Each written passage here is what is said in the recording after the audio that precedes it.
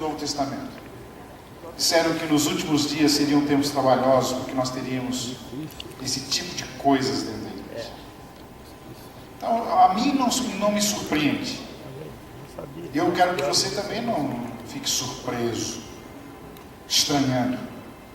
Mas, realmente, estas coisas têm acontecido. Nós temos que tomar muito cuidado com aqueles que estão inventando a roda.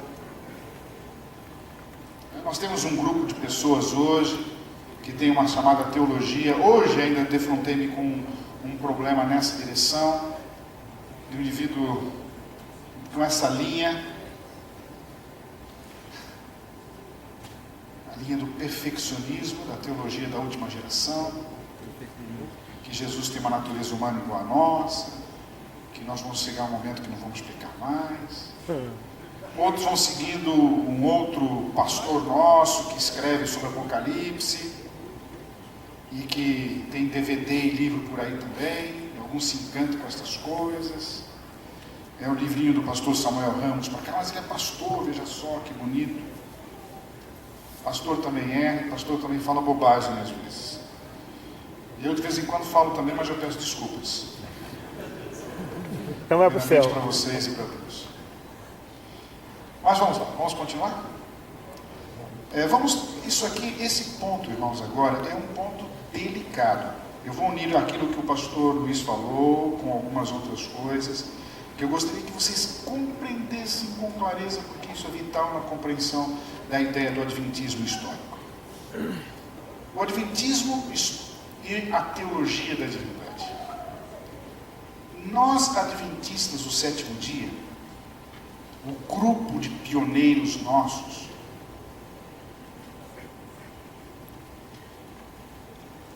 eles se reuniram depois do desapontamento de 1844 na região ali da Nova Inglaterra, que é a região nordeste, mais nordeste dos Estados Unidos, e eles começaram a estudar a Bíblia. Eles queriam descobrir na Bíblia o que aconteceu em 1844. O princípio sola escritura estava muito claro na mente de Guilherme Miller. Guilherme Miller tinha apenas a Bíblia para estudo e uma concordância bíblica para ajudar. Esses eram os livros de estudo dele. E ele chegou à conclusão que Jesus Cristo voltaria entre 1843 e 1844.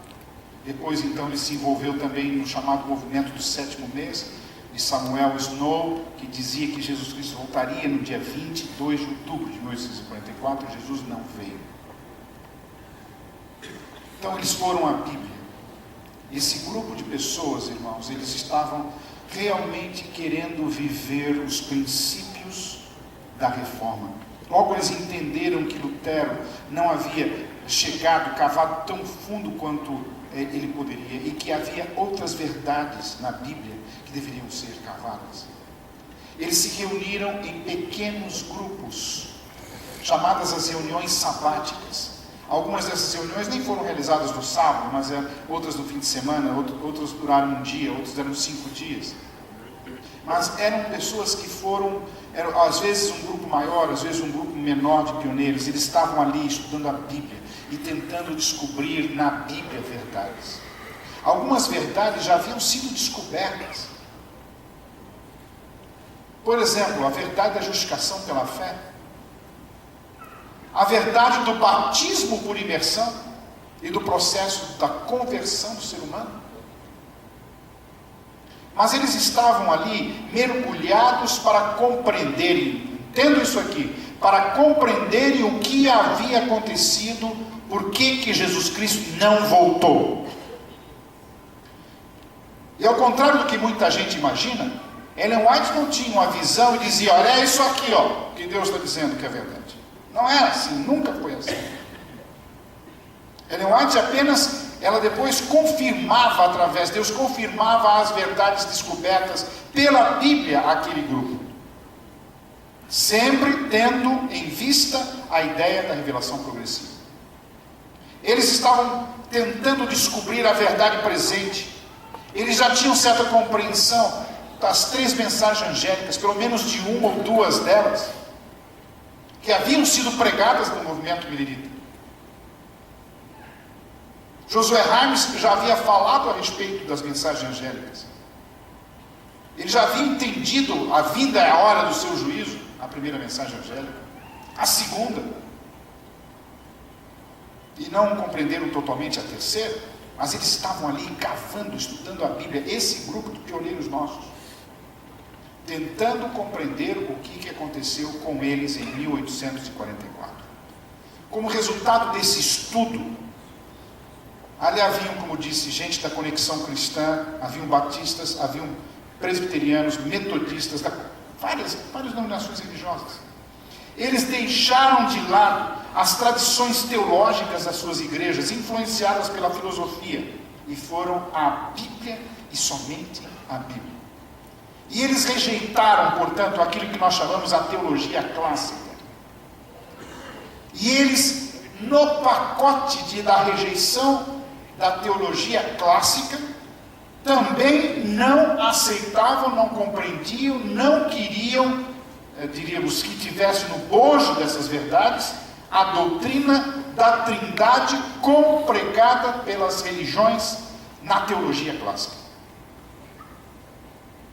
Eu vou ler aqui umas poucas linhas para que vocês entendam, de um livro que se tornou marcante na história da Igreja Adventista do Sétimo Dia, que é uma declaração de nossas crenças, chamado Questões sobre Doutrina.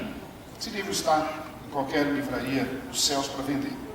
A pergunta 3 diz assim: têm os adventistas do sétimo dia mudado quanto a algumas posições advogadas por certos dos primeiros anos, adeptos dos primeiros anos, cujas citações ainda circulam? Tais citações não representam incorretamente os ensinos atuais da liderança adventista? Em outras palavras, ele está perguntando aqui: a Igreja Adventista do sétimo dia não mudou? Vocês mudaram, porque algumas dos pioneiros de vocês diziam uma coisa, hoje vocês dizem outra coisa. A Igreja Adventista mudou? E aqui é citado um texto de Ellen White, dizendo: ao que está em viva comunhão com o sol da justiça, sempre se revelará nova luz sobre a palavra de Deus. Ela está falando sobre revelação progressiva. Ninguém deve chegar à conclusão de que não há mais verdades a serem reveladas. O que busca a verdade com diligência e oração encontrará preciosos raios de luz, ainda que há de brilhar da palavra de Deus. Portanto, nós temos que ter a ideia de que eles tinham um grupo diverso de pessoas que criam diversas formas. Olha só, o livro continua aqui, agora não é Ellen White. Há mais de um século, os fundadores da Igreja Adventista do sétimo dia eram de várias procedências denominacionais. Quanto fossem todos pré-milenistas, alguns eram trinitarianos, outros arianos. A maioria era arminiana, isso quer dizer, não cria na predestinação. Uns poucos eram calvinistas, presbiterianos, criam na predestinação. Alguns insistiam no imersionismo. Imersionismo era o nome dado àqueles que batizam por imersão. Uns poucos sustentavam o aspersionismo. Batismo por quê? Por aspersão. Haviam diversidades nesses pontos. E olha o que diz aqui o livro Questões sobre Doutrina. E a semelhança de outros grupos religiosos, nosso período inicial foi caracterizado pela transição e adaptação. Surgia uma igreja. Com aqueles homens que já fossem crentes nascidos de novo, o estudo e a ênfase foram os ensinos distintivos do movimento. E eles estavam, de igual modo, ocupados em criar uma organização efetiva. Naqueles primórdios se deu relativamente pouca atenção aos respectivos méritos dos arminianos, em contraste com a posição calvinista, quer dizer, predestinação. Haviam diferenças históricas. Alguns iam para cá, outros para lá, criam de formas diferentes. E isso que eu quero deixar bem claro. no início do movimento adventista, os nossos pioneiros, eles não estavam unânimes em todos os pontos teológicos, porque não era esse nem o assunto. Eles eram pré-milenistas, haviam passado pelo desapontamento de 1844, queriam encontrar na Bíblia, e eles encontraram 5 verdades na Bíblia, que são chamados os fundamentos, os pilares da fé adventista. A volta pré-milenial de Jesus Cristo, segunda vinda de Jesus Cristo, antes do milênio. E vejam que essa é uma verdade, que naqueles dias já não era, praticamente na história do cristianismo isso nunca teve muito lugar.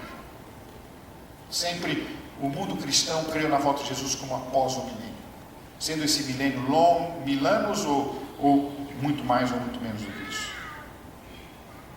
Mas eles eram pré-milenistas, encontraram isso na palavra de Deus. O que mais?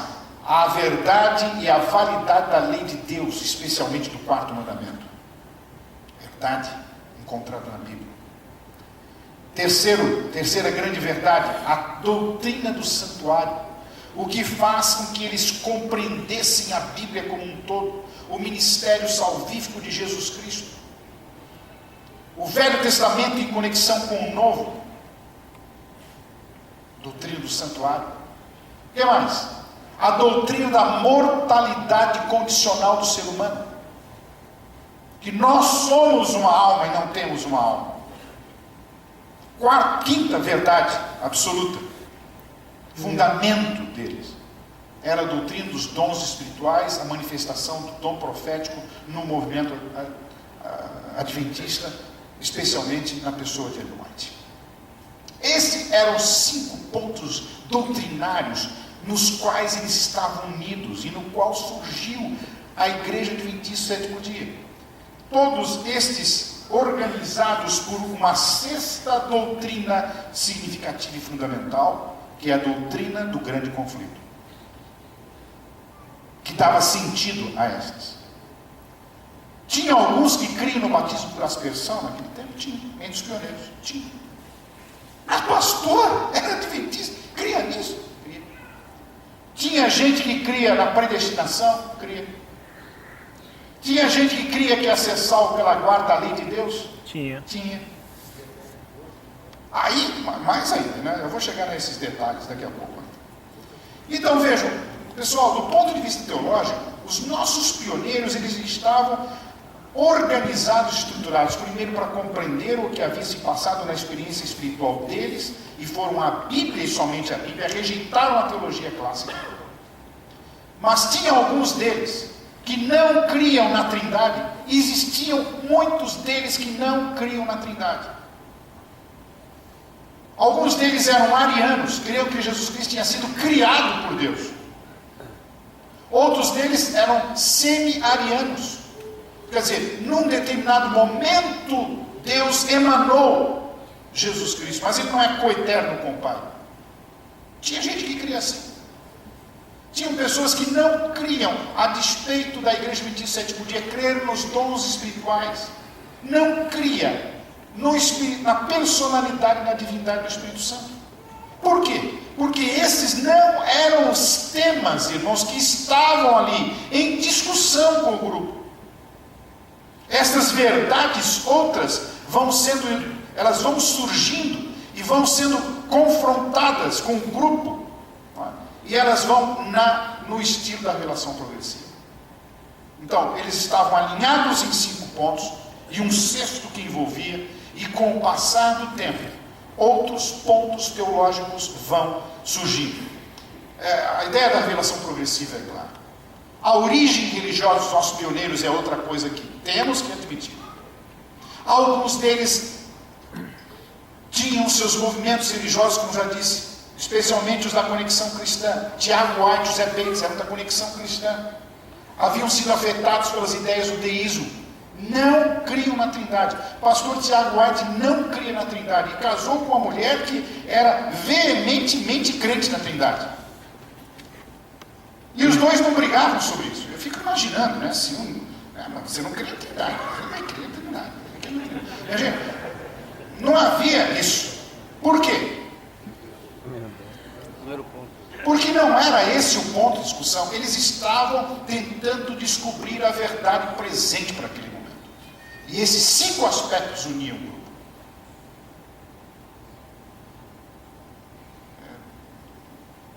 Pastor Bates jamais, ele morreu sem talvez crer na doutrina da Trindade como nós cremos hoje.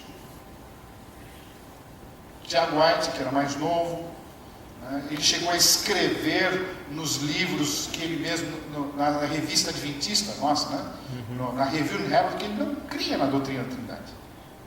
Mas mais tarde, ele pelo estudo da Bíblia escreveu, não, eu agora creio na divindade de Jesus Cristo, creio na divindade do Espírito Santo. Essas pessoas não estavam unidas. Eles estavam focados nas chamadas doutrinas distintivas. Tema torna-se discutido quando outros aspectos da teologia são estudados. Por exemplo, quando que eles foram discutir a respeito da justificação pela fé?